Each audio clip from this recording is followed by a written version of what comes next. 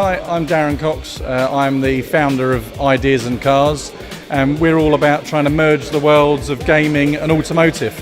And our latest project is this World's Fastest Gamer with our friends at McLaren. So tell us a bit about World's Fastest Gamer. So it was just announced today that Silverstone's going to be hosting 4 qualifiers, as I understand it, and the winner of which will get a job at McLaren. The way it's going to work is we're going to have 10 gamers will come here in September for what we're describing as their toughest interview ever.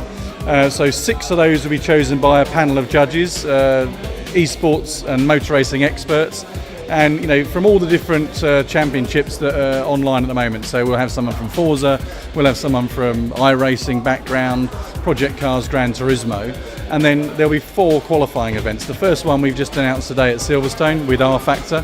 There'll be 4 qualifying rounds on R Factor, hosted at Silverstone, and the winner of that will be one of those 4 finalists. And then in the next few weeks we're going to announce 3 more qualifying events with partners.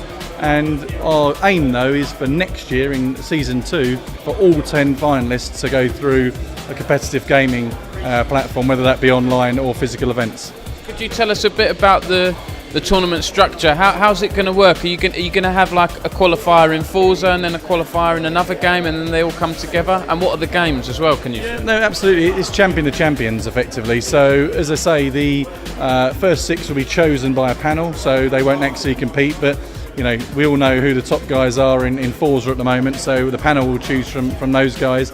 And then the format of the Silverstone event, for example, they're all going to be different, the qualifiers, but we'll have 4 weekends where there'll be open qualifying. The top 20 drivers, effectively after qualifying in the heats, will go through to the final and they'll score points. And the one with the most points after 4 weeks goes through to the final here at McLaren. But it's a sort of panel that picks those gamers that will take part in this tournament, I guess. The first 6 will be chosen by a panel, yeah, and then after that, the last 4 will go through. Once they come to McLaren, it will be a group of people that work at McLaren that are the ones that basically it's a job interview. So it's a panel like any other big job interview. We'll have people from the McLaren team, the simulator guys, and they'll choose the guy that's not only the fastest but also has got the best engineering background as well. So this really is merging that sort of gaming and esports into a real game, and we've seen the huge success that FIFA has had, and we've seen the huge investment that the NBA are putting in place, and really McLaren have taken a step forward. Of course people have done these sort of things before. I was involved with GT Academy for the last 10 years, being one of those, but what this does is it shows that actually in terms of gaming, racing gaming is closer to its own sport as anyone else. Of course, if you're playing FIFA, you're pushing buttons like this. But if you're driving a simulator in your bedroom, you're turning a steering wheel, you're pushing the brake pedals, you've got to hit the apexes, you've got to hit the brake at the right moment. And therefore, it's as close to its real sport as any other. In terms of like career opportunities, is there anything here? Is it just that one job, or do you think their team will expand McLaren in the future? Potentially. I think there's going to be in esport racing a huge amount of opportunities for people, and not only the drivers. We believe that there's an engineering side to this as well, but also just people to do stuff. We've got people here that are a gaming background that a year ago were in different industries, and they're now in their dream job running events like this because they're gamers, so they understand the space. Whether that be on the journalism side, whether that be on the events side, whether it be coaching, for example. Some of the journalists here, we had gamers coaching them on the Sims. So, the whole expansion of this genre will mean that there will be more opportunities for gamers generally. Would you be looking to hire, like for example, do you have a casting team set up? Is this going to be streamed on Twitch? Yeah, absolutely. This is going to be completely open access, digital first. So we will put all this content. There won't be any rights restricted stuff. We're talking to all of the platforms, whether it be Twitch, whether it be Facebook. We did a Facebook Live here with Jenson Button, unheard of in Formula One.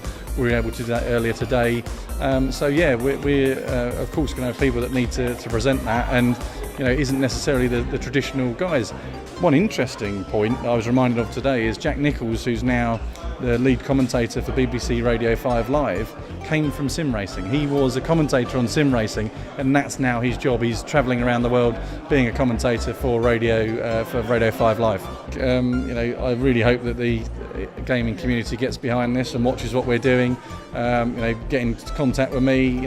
Love to hear from you guys. We really want to make this a big success, and we know that we have to talk to the community and be with the community and listen to them about how we progress it in the future. But year one is a bit of a compromise, but year two, this will be a fully fledged esports program. I was going to ask, could you run through the games that are part of the tournament this year? Yeah, we're looking at all the different games. There'll be announcements coming out, but of course we're looking at all the big games, from Gran Turismo 4s, Project Cars, all the way to the high-end simulators like R Factor 2, but also mobile games as well, so give real accessibility.